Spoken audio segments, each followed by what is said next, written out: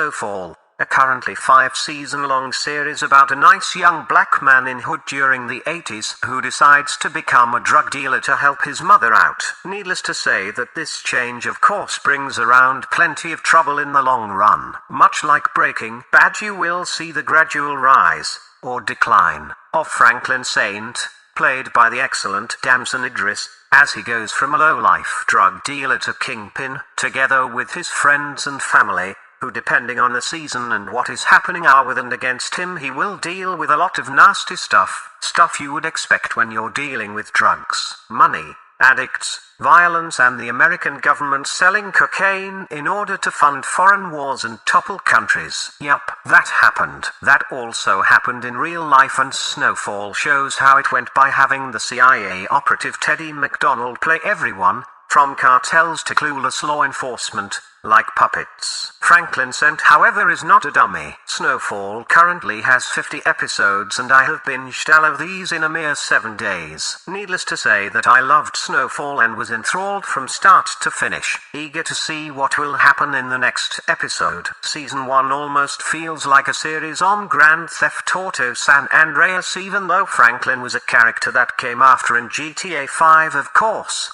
The show is fast, skips no beats, no boring moments, interesting characters, whether it's Auntie Louie who stars off as a mere side bitch to the giant Jerome Saint but becomes something else. Every single character has an interesting character arc, changing from season to season in a believable way. Even the ones who become crack addicts have nice arcs, and this is coming from a bot who loathes these kinds of storylines. It's strange that Snowfall has gone so far under the radar for many people, because this feels like Breaking Bad with a mix of The Wire. There's no reason why this shouldn't be up there competing with those, and the reviews online don't say anything different. Go watch Snowfall, especially if you like Breaking Bad, Grand Theft Auto, and great character-driven series.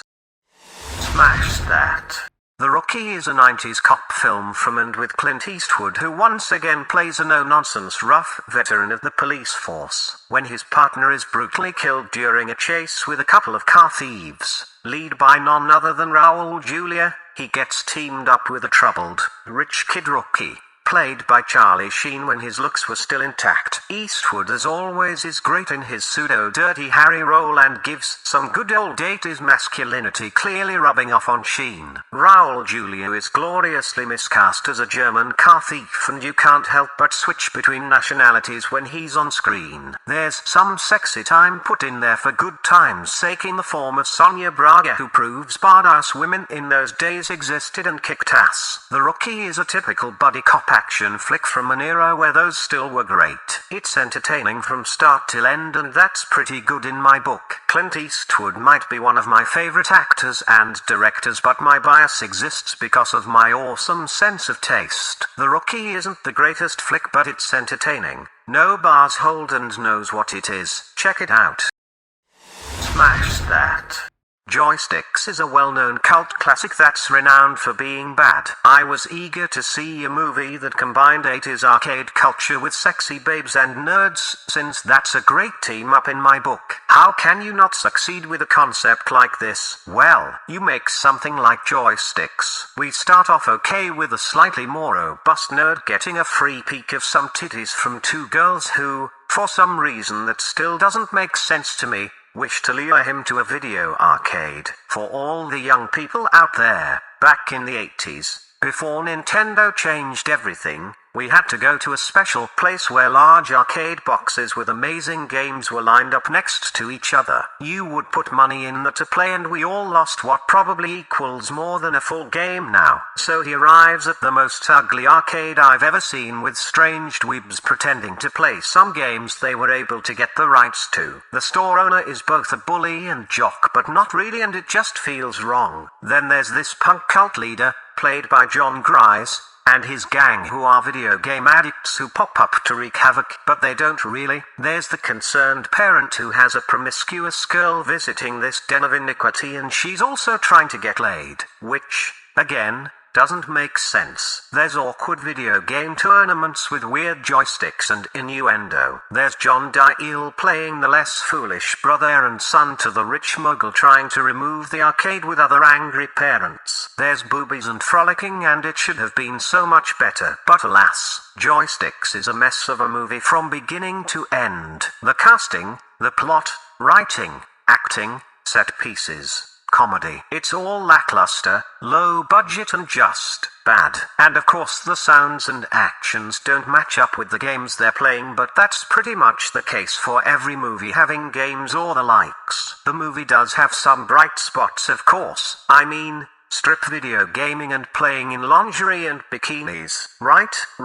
Oh, yeah, okay. Bottom of the barrel from a boob-crazed robot, sure. All jests aside, if you want a really nice film about video games, just watch The Wizard with Fred Savage. If you want 80s sex comedy smut, there's better choices than this one as well. Joysticks, a novelty to see, a disappointment nevertheless.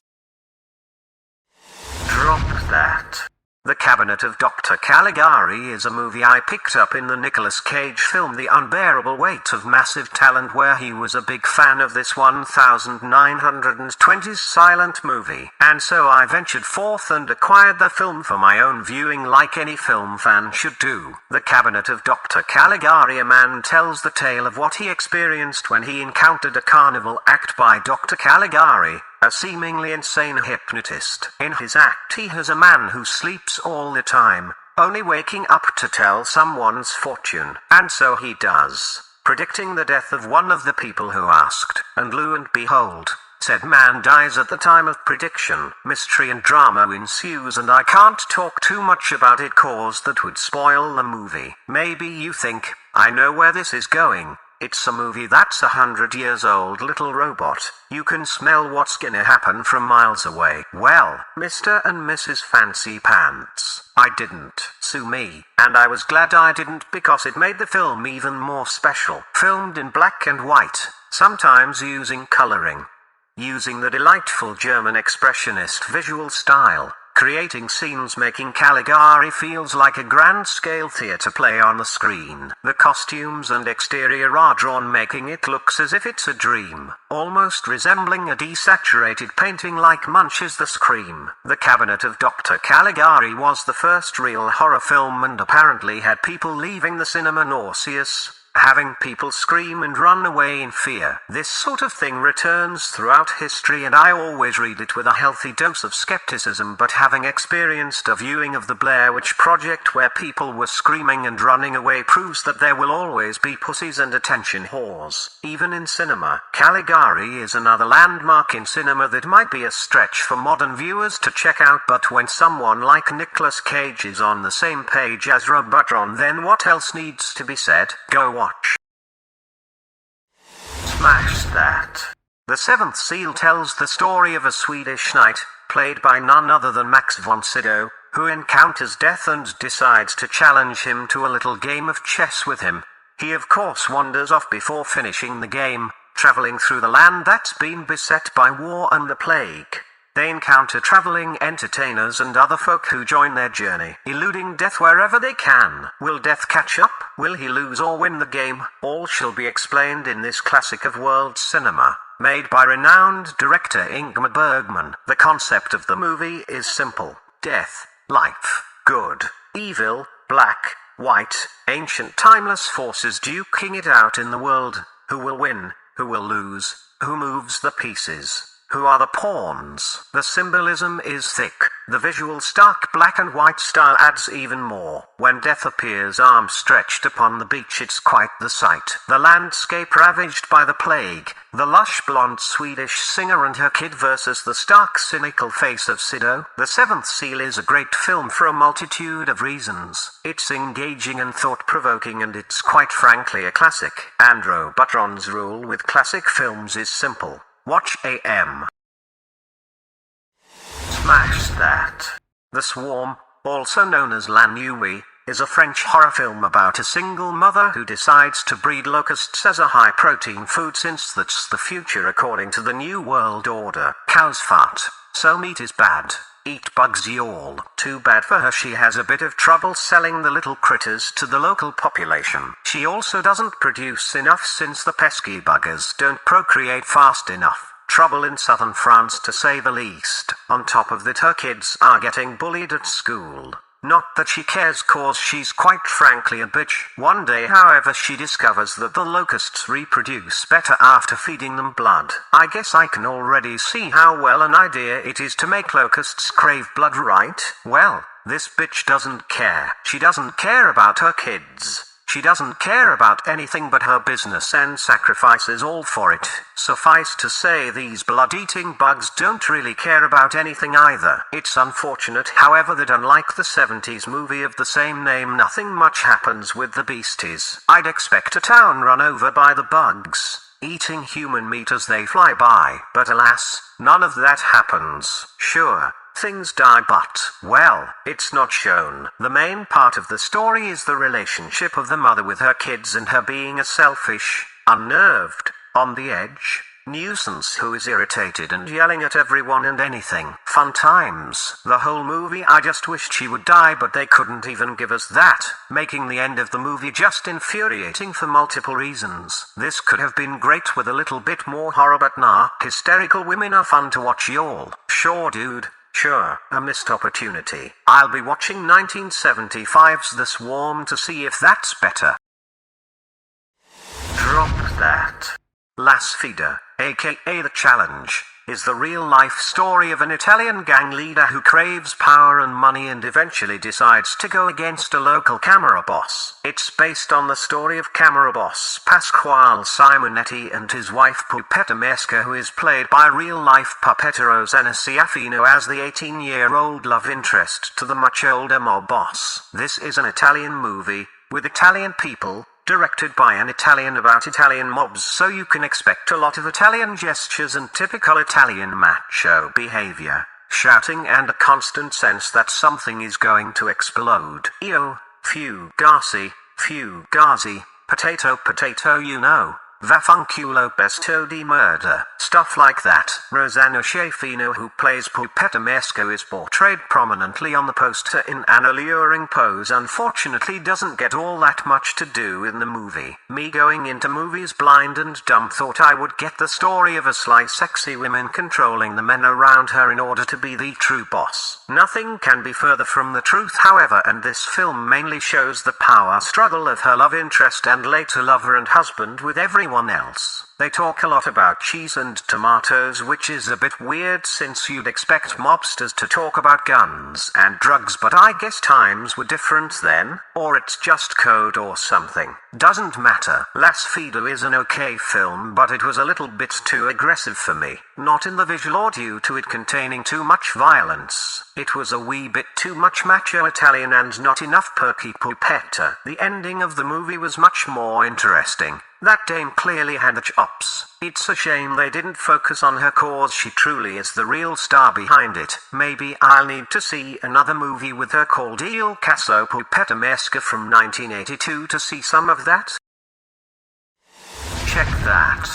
Escape from Death Block 13 is yet another callback to exploitation movies from the 70s and early 80s with theirs at Charles Bronson. Robert Bronzy, still looking like peak Bronson, decides to seek justice for the death of his brother. He does this by walking into the factory of the guy responsible and asking him for the insurance money by leaving the ball peen hammer in a bag he pretty much gives to the bad actor who plays the boss. Of course, this act eventually lands him in the notorious Pleasant Hill Penitentiary, which is run by a sadistic but sexy warden. Sexy at least visually, since she doesn't do anything sexy during the whole movie. Escape from Death Block 13 would have been a good prison exploitation film were it not for the lousy acting and low-budget nature of the film. It has all the elements of a prison exploitation film, from evil wardens to cooperating scumbags, escape, firefights, violence, but it doesn't have enough grit,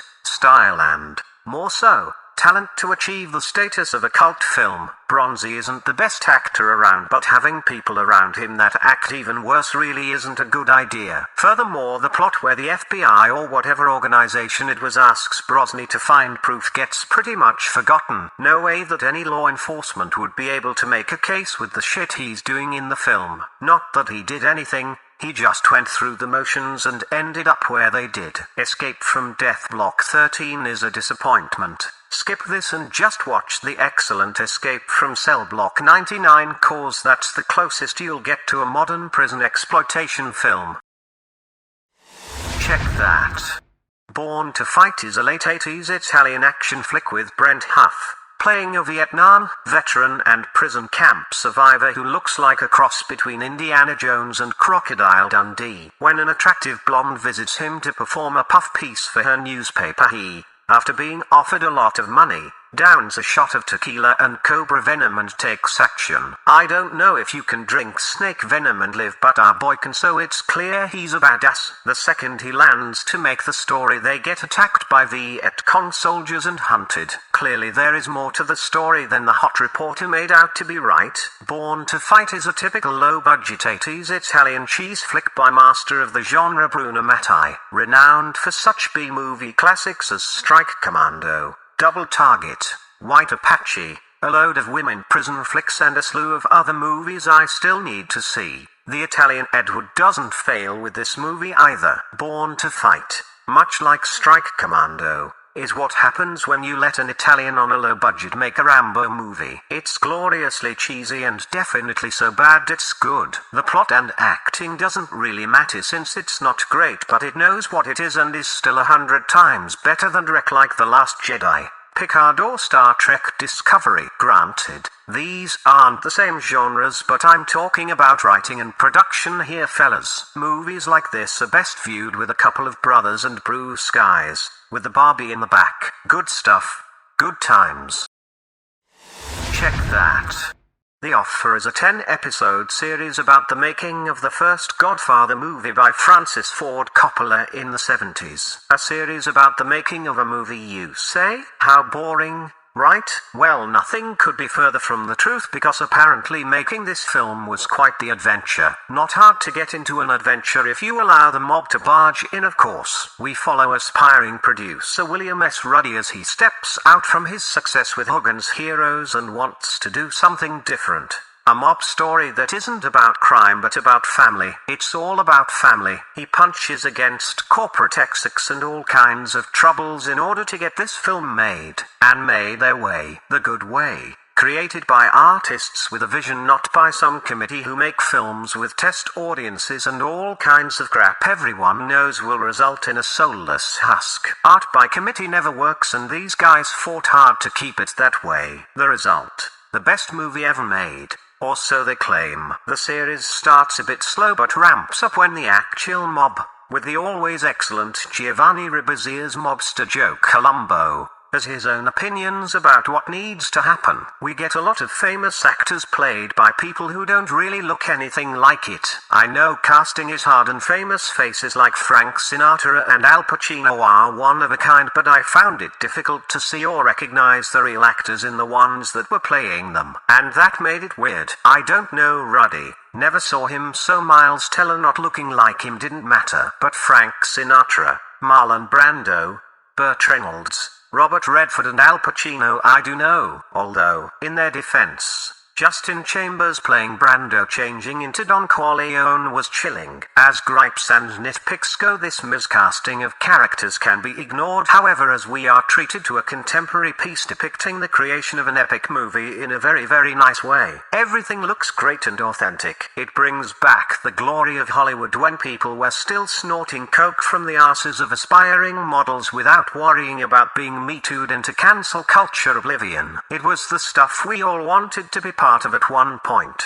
The fame, the fortune, the glitz, the glamour, a modern-day bacchanal set in the rolling hills of Hollywood, a bygone era where true artistic geniuses could still make movies that would echo through eternity, and a dire warning about what happens when money-hungry wolves try to take over. The wolves back then were held at bay by lions and something magical was made, and this series shows just that. How much of it is true I don't know, but many of the stories depicted in this show are well known in and out of the business. I was surprised at how much of a dick Sinatra apparently was, though I can't attest to him treating the mob the way he did in the series. The balls on that guy. April or Bonnie really needs to add an Italian-American accent to my programming, to be honest, but I try. The offer is 10 episodes that offers you the same info that boring documentaries have given in the past. It's sleek, it's sexy, it's showbiz, baby. Smash that.